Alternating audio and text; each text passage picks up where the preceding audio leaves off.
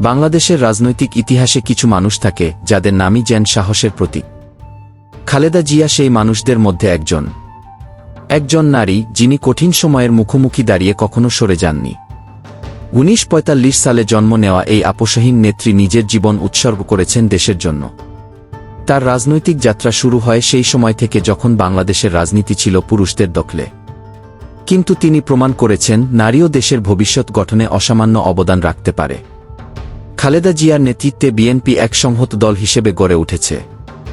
কঠিন সিদ্ধান্ত নেয়ার জন্য চাপ ও অবরোধের মুখেও তিনি কখনো ভেঙে পড়েননি। অনেকেই মনে করেন রাজনৈতিক প্রেক্ষাপটে শক্ত থাকা মানেই শুধু প্রতিদ্বন্দ্বীদের মোকাবিলা করা। কিন্তু খালেদা জিয়া দেখিয়েছেন সত্যিকারের শক্তি হল মানসিক দৃঢ়তা, দায়িত্ববোধ এবং দেশের মানুষকে বিশ্বাসে রাখার ক্ষমতা। তার সংগ্রাম শুধুমাত্র রাজনৈতিক নয়, ব্যক্তিগত সাহসেরও।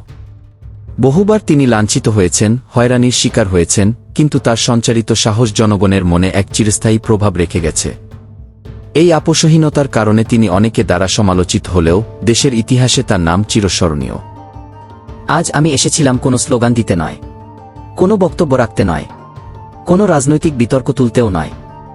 আজ আমি এসেছিলাম নীরবতার কাছে, বেগম খালেদা জিয়ার কবর জিয়ারত করতে এসে মনে হচ্ছিল এই নীরবতার ভেতরেও অগণিত প্রশ্ন আর অগণিত ইতিহাস ঘুমিয়ে আছে। কবরের সামনে দাঁড়িয়ে বুঝলাম, মৃত্যু মানুষকে থামিয়ে দেয় ঠিকই, কিন্তু ইতিহাসকে থামাতে পারে না। এই মাটির নিচে শুয়ে আছেন এমন একজন মানুষ, যিনি কেবল একজন রাজনীতিবিদ ছিলেন না, তিনি ছিলেন বাংলাদেশের রাজনৈতিক ইতিহাসের একটি দীর্ঘ সময়ের প্রতিচ্ছবি। এই কবর শুধু একজন ব্যক্তির না। কবর জিয়ারত শুধু দোয়া করা নয়, এটা নিজের ভেতরে প্রশ্ন তোলা। কতটা ত্যাগ, কতটা লড়াই, কতটা একাকিত্ব লুকিয়ে থাকে একজন নেত্রীর জীবনে। এই নীরব কবরের সামনে দাঁড়িয়ে মনে হল, ক্ষমতা ক্ষণস্থায়ী, কিন্তু সাহস, অবস্থান আর আপোষহীনতা, সেগুলো ইতিহাসে থেকে যায়। আজ রাজনীতি অনেক শব্দে ভরা, কিন্তু এই কবর শেখায় নীরবতার ভাষা।